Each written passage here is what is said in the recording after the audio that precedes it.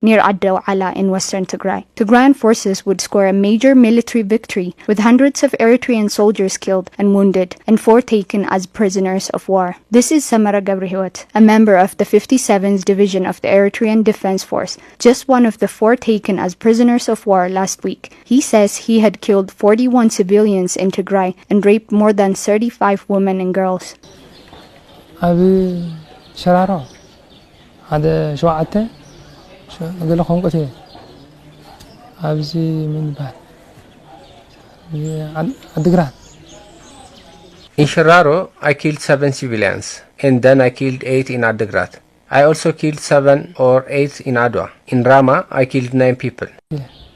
شو عته شو منتهم أبرامها كم هذا شعته دي خم قتي شرارة هذا شد شاع عمي بيه عميتين أبعد وخاهم حمشتين. I raped 6 women in Shararo, 5 in Adwa.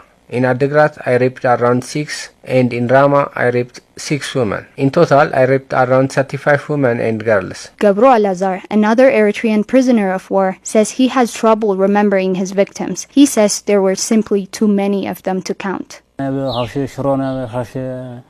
شرارني شرد قتلنا وهم يقرأوا بتوصلنا نقتلهم نيرنا ماشوا وهجينا قتلنا من سمعت أنا هذا لك شيرون سحنا مالتي.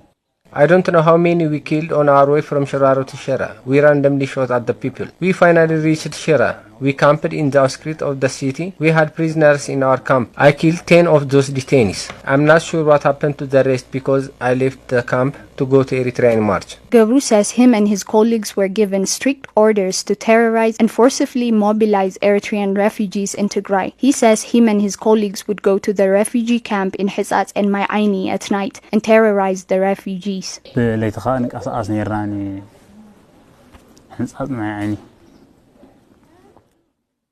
We would go to Henzat and Ma'aini at night. We go there to terrorize them. The objective was to have them on the run, just like the rest of the people of Tigray.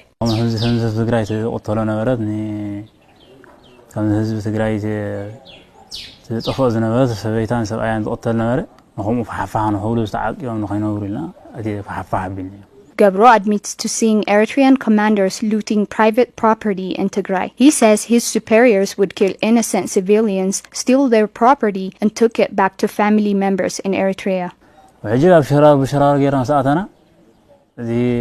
نبرد بمانكنا هسعنا يخينيرو احنا قا اغرانيا سلازوخنا يصينا يصعنا غنتم حلفتي. After we crossed in Tigray via Shararo, commanders started looting property, loading them on trucks and taking them to Eritrea. We were foot soldiers, so we couldn't do that, but our superiors could. They would arbitrarily kill someone and take their property.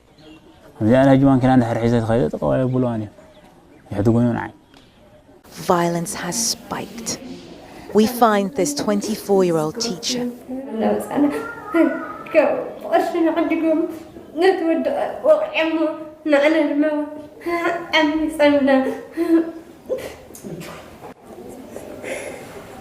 Do you know who did this to you?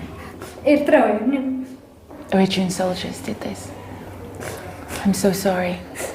This is just one case that we are able to capture because we're here, but it's impossible to know how many more women this was done to while this city was closed.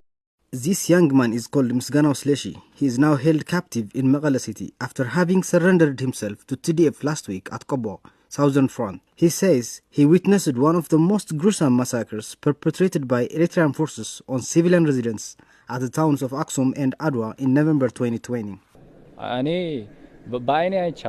I witnessed massacres of civilians with my own eyes. I saw Eritreans killing civilians, including Shusha boys, on the streets indiscriminately. I had the chance to visit Aksum Referral Hospital and I had friends there. I saw many civilian casualties there, some of them amputated and others wounded, shot on their limbs and other parts of their bodies. The war prisoner also says that he feels awfully sad by the fact that the Ethiopian government invited foreign soldiers who were once labeled enemies and for having to be the one that opened the doors for them to kill civilians mercilessly. The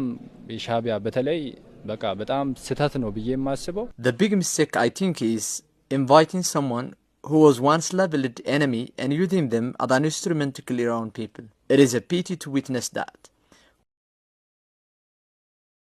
Children in Tigray have been forced to witness horrifying scenes in their early age following the war in Tigray and the subsequent crimes committed by Eritrean forces and Amhara militias who fought alongside the Ethiopian National Defense Forces. The children saw the killing of their parents, the raping of their mothers, and the lootings and burnings of their parents' possessions being perpetrated in front of them. Daniel Gabrahewot, a little boy from Mariam Shawito in the district of Village Adwa, Central Tigray, says he witnessed the massacre of his 4 family members, his father, mother, grandfather, and aunt by Eritrean forces in October of 2022.